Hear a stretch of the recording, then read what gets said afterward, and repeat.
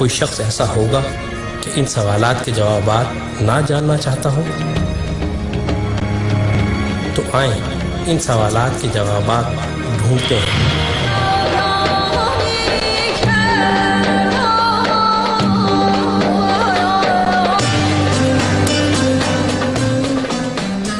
Science کہتی ہے کہ آج سے تقریباً 14 ارب سال قبل پوری کائنات ایک ایسے نقطے میں بند تھی جس کے اندر لامتناہی قوت، دباؤ، توانائی اور حرارت تھی۔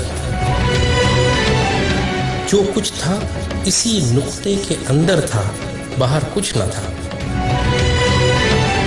تب یہ نقطہ لامتناہی قوت سے پھٹا جس کو بگ بینگ کہتے ہیں، اور سیکنڈ کے کھربویں حصے میں کائنات ایک کرکٹ گیند کے برابر ہو گئی۔ پھر زمین، پھر نظام شمسی اور پھر پوری کہکشاں کے برابر پھیل گئی، اور صرف 3 منٹ بعد اس کا رقبہ 10 کھرب کلومیٹر کے برابر ہو گیا۔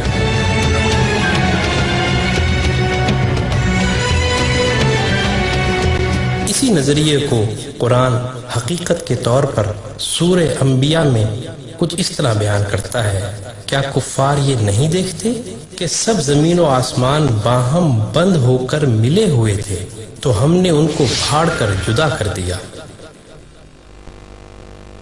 پھر سائنس مزید کہتی ہے کہ جس نقطے کے پھٹنے سے بگ بینگ ہوا، چونکہ اس نقطے سے باہر کچھ بھی نہیں تھا اور اس کے اندر لامتناہی توانائی، درجہ حرارت اور روشنی تھی، جس کو ہم کسی روشن ترین ستارے سے تشبیہ دے سکتے ہیں جو باہر سے روشنی نہیں لیتا بلکہ اس کی ذاتی روشنی ہوتی ہے۔ تو قرآن اس کو سورہ نور میں تمثیلاً کچھ اس طرح بیان کرتا ہے کہ اللہ آسمانوں اور زمین کا نور ہے، اور اس کے نور کی مثال ایسی ہے جیسے ایک طاق میں رکھا ہوا چراغ، اور چراغ ایک فانوس میں ہو، اور فانوس کا یہ حال ہو کہ جیسے موتی کی طرح چمکتا تارا۔ وہ چراغ زیتون کے ایک مبارک درخت کے تیل سے روشن ہو، جو نہ شرقی ہو نہ غربی، جس کا تیل آپ ہی آپ بھڑکا پڑتا ہو، چاہے بیرونی آگ اس کو نہ چھوئے، بس نور ہی نور۔ اور پھر آگے سائنس مزید کہتی ہے کہ بگ بینگ کے 4 لاکھ سال تک پوری کائنات ایٹمی ذرات کے دھوئیں پر مشتمل تھی، اور ڈارک انرجی اس دھوئیں کو پھیلانے میں مصروف تھی، تو گریوٹی اس کے برخلاف ان ذرات کو ملا کر ستارے، سیارے، کہکشائیں بنانا چاہتی تھی۔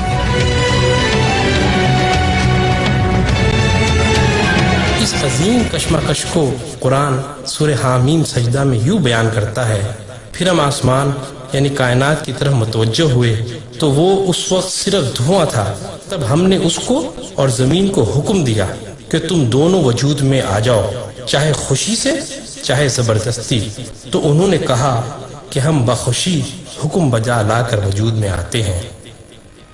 یعنی گریوٹی نے ڈارک انرجی پر فتح پا لی، اور زمین اور ستارے، سیارے اور کہکشائیں وجود میں آ گئیں۔ پھر سائنس مزید آگے چل کے کہتی ہے کہ انتہائی قوت کے ساتھ وجود میں آنے والا عظیم بگ بینگ آج بھی 1 سیکنڈ میں 3 لاکھ کلومیٹر کی رفتار سے ایک غبارے کی مانند 4 سو پھیلتا چلا جا رہا ہے۔